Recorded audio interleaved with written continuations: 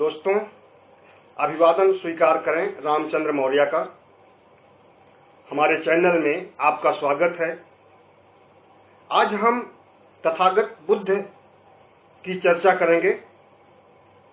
तथागत बुद्ध को कौन नहीं जानता, लेकिन जितना जाना गया है उतना कम है, और जितना विदेश के लोगों ने जाना है वो शायद ज़्यादा है। भारत में बौद्ध धर्म पैदा हुआ, भारत में बौद्ध धर्म का विकास हुआ, लेकिन आज ही भारत में ही बौद्ध धर्म लुप्त सा हो गया है। लेकिन अब बौद्ध धर्म लुप्त हुआ जरूर था, अब वो फिर से लोग उसको अपना रहे हैं और बुद्ध के सिद्धांतों को मान रहे हैं। ऑफिशियल रिकॉर्ड यानी जनगणना में चाहे भले ही बौद्ध धर्म मानने वाले अनुयायियों की संख्या 0.83% दिखाया जाता हो, लेकिन आज भारत में बुद्धिस्ट और अम्बेडकरवादी कितने हैं वो आप सहज ही अनुमान लगा सकते हैं सोशल मीडिया को देख करके। 85% बहुजनों में यह कह पाना तो कितने प्रतिशत बौद्ध हैं या बुद्धिस्ट बन चुके हैं, कह पाना कुछ मुश्किल है। लेकिन जैसा कि देखा गया है, जब से तथागत बुद्ध के बारे में भीमराव अंबेडकर ने लोगों को बताया, समझाया और बौद्ध धर्म अपनाया, उसके बाद से देश में बौद्ध धर्म मानने वालों की संख्या बढ़ रही है।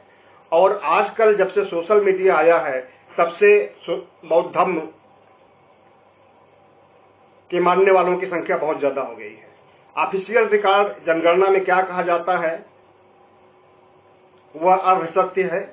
पूर्ण सत्य यह है कि 85% बहुजनों में अगर अनुमान लगाया जाए तो कम से कम 50% आज बुद्धिस्ट बन चुके हैं जो कभी हिंदू थे। बौद्ध धर्म न सिर्फ भारत में बढ़ रहा है बल्कि विदेशों में भी बढ़ रहा है। चीन, जापान, कंबोडिया, थाईलैंड, श्रीलंका सहित लगभग 124 देशों में बौद्ध धर्म अस्तित्व में है। इनमें से कई देशों में तो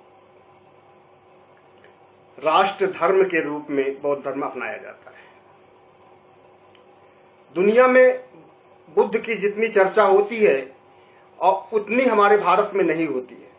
दुनिया में जितने भी देशों में बौद्ध धर्म है, वहां पर बौद्ध धर्म का लोग अनुकरण भी करते हैं,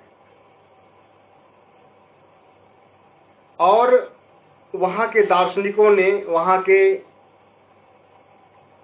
वैज्ञानिकों ने बौद्ध धर्म के बारे में क्या कहा है वो हम बताएंगे आपको आज। बौद्ध धर्म से मैं भी प्रभावित हुआ तभी जब मैं छात्र था इलाहाबाद यूनिवर्सिटी का।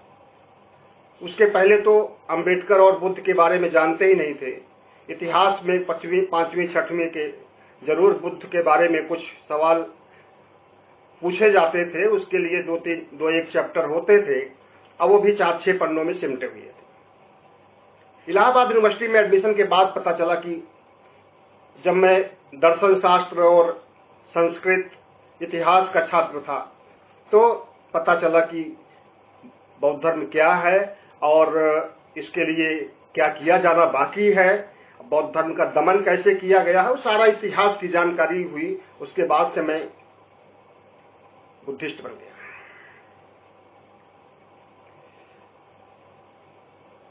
हमारी बेटी ने एक बुद्ध की तस्वीर बनाई। हमारी बेटी की आर्ट बहुत अच्छी थी।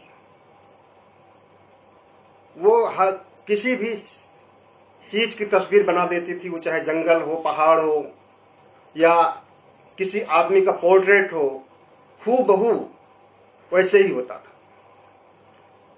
स्कूल में जब पढ़ती थी वो तो एक ड्राइंग की किताब होती थी जिसमें कि एक तरफ ओरिजिनल होता था, दूसरी तरफ डुप्लीकेट होता था जो बच्चों को बनाना होता था।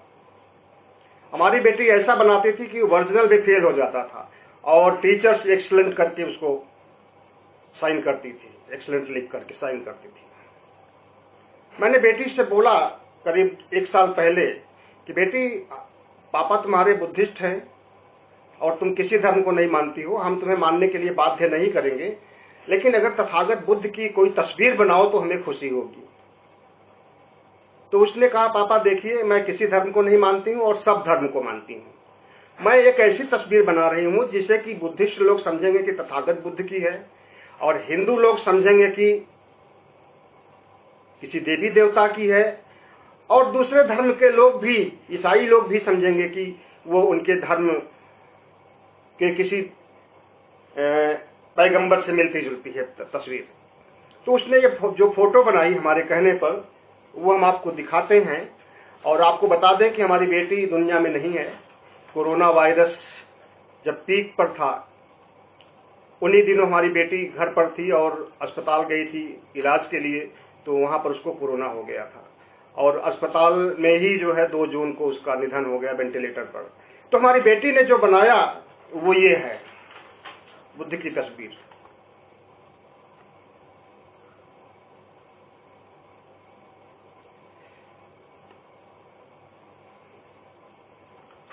फिलहाल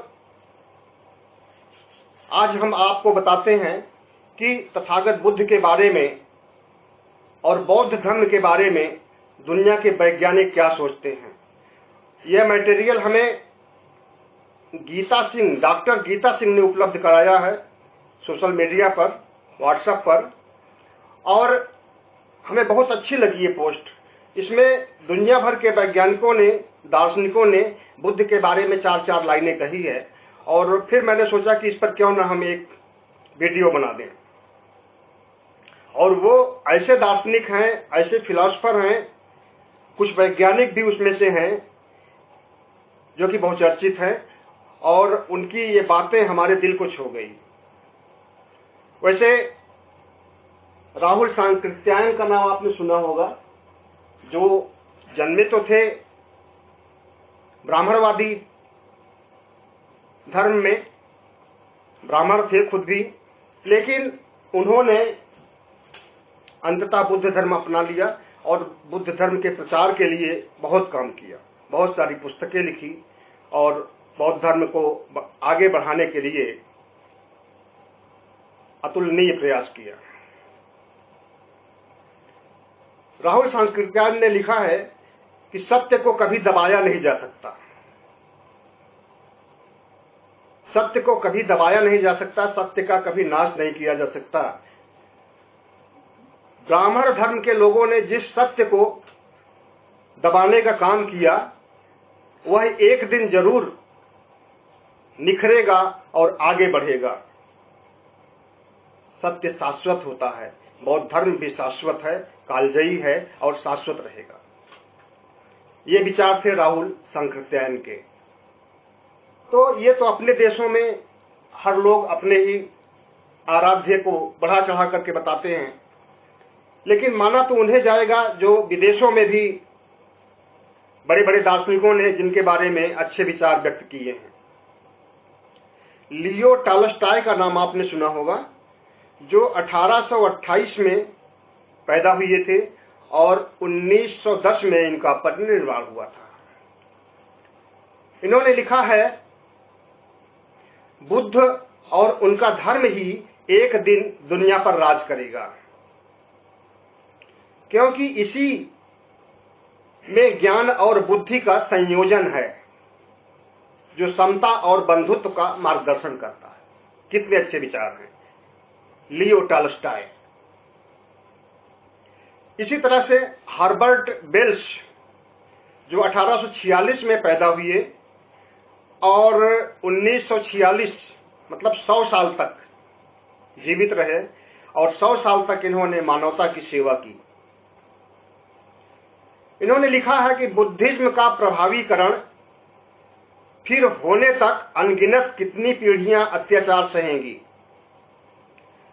इन्होंने इतिहास के उस दौर को भी उसमें समेटा है चंद लाइनों में, जब बौद्ध धर्म को नष्ट करने के लिए ब्राह्मणों ने प्रयास किया था, कुप्रयास किया था। बुद्धिज्म का प्रभावीकरण फिर होने तक अनगिनत कितनी पीढ़ियां अत्याचार सहेंगी और जीवन उनका कट जाएगा। तभी एक दिन पूरी दुनिया बुद्ध और बौद्ध धर्म की ओर आकर्षित हो जाएगी। उनके पास इसके अलावा और कोई चारा नहीं है। ऐसा कोई धर्म नहीं है जो मानवता को आगे बढ़ा सके। अगर कोई धर्म है तो वह है बौद्ध धर्म। जिस दिन से लोग सचेत हो जाएंगे, उसी दिन से मानवता का असली विकास शुरू हो जाएगा और उसी दिन दुनिया आबाद होगी। प्रणाम उस दिन को जब वो दिन आएगा, जब बुद्ध हंसेंगे और दीन दुनिया के सारे नकली भगवान उनके चरणों में झुकेंगे। ये विचार थे हर्बर्ट बेल्स के, 100 साल तक जिंदा थे। आगे हैं अल्बर्ट आइंस्टीन। इनका नाम सुना होगा आपने, बहुत मशहूर वैज्ञानिक रहे हैं, दार्शनिक भी रहे हैं। 1879 में इनका जन्म हुआ और 1955 में इनका निधन हुआ। मैं समझता हूं कि बुद्ध ही ने अपनी बुद्धि और जागरूकता के माध्यम से वह किया जो दुनिया का कोई खुद को भगवान मानने वाला नहीं कर सकता। बुद्ध में ही वह शक्ति है जिससे शांति स्थापित हो सकती है, वरना सारे धर्मों में तो ऊंच नीच, काले गोरे का भेदभाव है। यीशु के गुरु भी भगवान बुद्ध थे। यीशु ने 13 साल तक कश्मीर में रहकर बुद्ध धर्म को सीखा और यूरोप में भगवान के पुत्र कहकर बुद्ध की बातें जन जन तक पहुंचाई। ये बात और है कि यूरोपियन अब इस बात से इनकार करते हैं, पर सत्य यही है। हस्टन स्मिथ, इनका जन्म 1919 में हुआ, लेकिन मृत्यु के लिए कोई डाटा नहीं है। इनका कहना है, जिसने खुद पर विश्वास करना सिखाया, जिसने खुद पर विश्वास करना सिखाया, खुद से ही खुद को खोजना सिखाया, वो है तथागत बुद्ध। वरना कई लोग धर्म पंडितों और पत्थर की मूर्तियों पर अंधविश्वास कर अंधकार में भटकते रहते हैं। इसलिए बौद्ध धर्म में सरल और शांति देने वाला, दुनिया में बेहतर कोई धर्म नहीं है। जो भी दुनिया में है वह बुद्धिज्म है। जिसे लाइट ऑफ एशिया कहा जाता है, वही बौद्ध धर्म है। और सिर्फ एशिया नहीं, लाइट ऑफ वर्ल्ड कहा जाना चाहिए। अगर हम अपना दिल और दिमाग इसके लिए खोलें तो उसमें हमारी भी भलाई होगी और सबकी भलाई होगी। वरना अंधकार में हम भटकते रह जाएंगे। जैसे पहले भटकते रहे हैं वैसे अभी भटकते रहेंगे और आगे भी भटकते रहेंगे। इसलिए आंखें खोलो, अंधकार से मुक्त हो जाओ और बुद्ध की शरण में आओ। चीन, जापान, कंबोडिया, श्रीलंका इसी रास्ते पर आगे बढ़ रहे हैं। आगे है माइकल नोस्ट रेडमस। 1503 में इनका जन्म हुआ और 1566 में इनका निधन हुआ। बौद्ध धर्म ही यूरोप में शासक धर्म बन जाता है। खुद को बुद्ध के पुत्र कहलाने वाले यीशु, जो बुद्ध धर्म का ज्ञान लेकर यूरोप आए थे, उन्हें सूली पर नहीं चढ़ाया जाता। तो आसिया ही नहीं बल्कि यूरोप का, एशिया ही नहीं बल्कि यूरोप का हर प्रसिद्ध शहर बौद्ध धर्म और उसकी राजधानी बौद्ध धर्ममय होती। पर बुद्ध का प्रभाव अभी खत्म नहीं हुआ है और न कभी खत्म होगा। अब तक आधी दुनिया बौद्ध धर्म को अपना चुकी है और एक समय ऐसा आएगा जब पूरी दुनिया बौद्धमय हो जाएगी। कितने अच्छे विचार।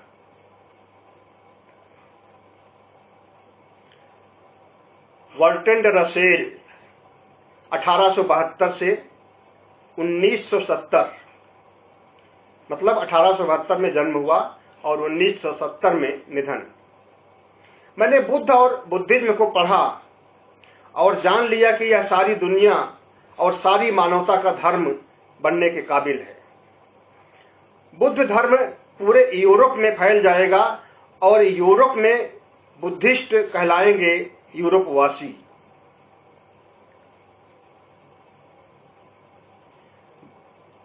बौद्ध ही हैं जो दुनिया को आगे बढ़ाने के लिए अपने विचार सामने लाएंगे। एक दिन ऐसा आएगा कि बुद्ध धर्म ही दुनिया की वास्तविक उत्तेजना का केंद्र होगा।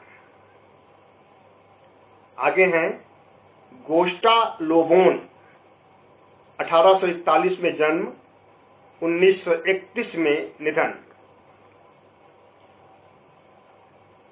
बुद्ध ही सुलह, सुधार और ज्ञान की बातें करते हैं। सुलह और सुधार ही के विश्वास की सराहना के लिए दुनिया में सभी लोगों को बौद्ध धर्म को मानने के लिए आमंत्रित करता हूं। बर्नार्ड शॉ, सारी दुनिया एक दिन बुद्ध धर्म स्वीकार कर लेगी। अगर यह वास्तविक नाम स्वीकार नहीं कर भी सकती तो इसके अनेक नाम भी हैं। उन नामों से भी दुनिया का हर व्यक्ति परिचित हो जाएगा और बौद्धमय दुनिया हो जाएगी।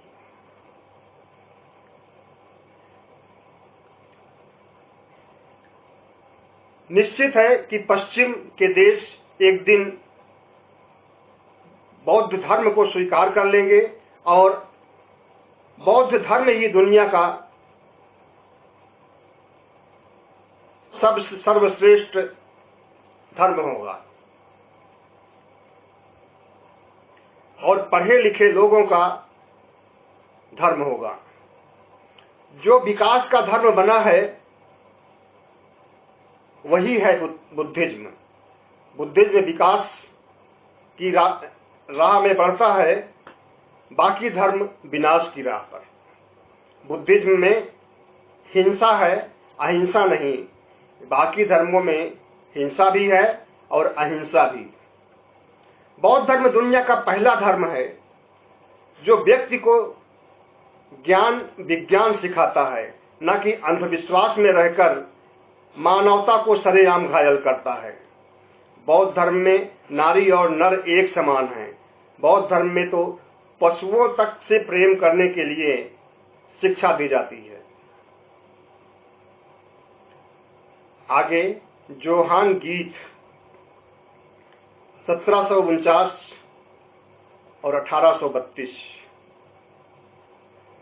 हम सभी को अभी या बाद में बौद्ध धर्म स्वीकार करना ही होगा। इसके अलावा और कोई रास्ता नहीं है। यही एक धर्म है जिसे धर्म कहा जा सकता है।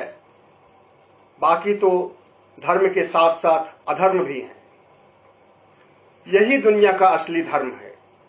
मुझे कोई बुद्धिस्ट कहे तो मुझे अच्छा लगता है, बुरा नहीं लगता। मैं बुद्ध का अनुयायी हूं और बुद्ध का अनुयायी बनने के लिए आपको भी सलाह देता हूं। तो ये थे पश्चिमी देशों के दार्शनिकों के विचार, वैज्ञानिकों के विचार। अब आप खुद सोचिए कि जो बुद्ध भारत के ही दार्शनिकों और वैज्ञानिकों को रास नहीं आते हैं, वही बुद्ध पश्चिम के देशों को रास आते हैं। सीधा सा अर्थ है कि हमारे देश में जो दार्शनिक हुए हैं और जो वैज्ञानिक हुए हैं वो एक धर्म विशेष से प्रभावित रहे हैं, और वह धर्म विशेष उन्हें बुद्धिज्म के बारे में चिंतन करने से, बुद्धिज्म का विकास करने से रोकता रहा है। हुआ तो यहां तक कि जो शंकराचार्य, आदि शंकराचार्य जिन्हें कहा जाता है वो भी बुद्धिस्ट थे, लेकिन खुलेआम बुद्धिस्ट नहीं बने, बल्कि उनको प्रच्छन्न बौद्ध कहा जाता है। बौद्ध दर्शन में एक टॉपिक है शून्यवाद। शून्यवाद का संक्षेप में यही अर्थ हुआ, पूरी सृष्टि क्या है? शून्य है। और इस शून्यवाद को आदि शंकराचार्य ने अपनाया। इसलिए दार्शनिकों के बीच में, खास करके भारतीय दार्शनिकों के बीच में, शंकराचार्य प्रच्छन्न बौद्ध कहे जाते हैं, छुपे हुए बौद्ध। दूसरी हिंदी में छुपे रुस्तम भी कहा जा सकता है। तो इस देश में बौद्ध धर्म बहुत आगे बढ़ गया होता, लेकिन जो छुपे रुस्तम बैठे रहे और जो विदेशी आक्रांता पहली बार यहाँ आए, वो यहाँ के नागरिक बन गए और हमारे धर्म को, हमारी संस्कृति को मिटाने के लिए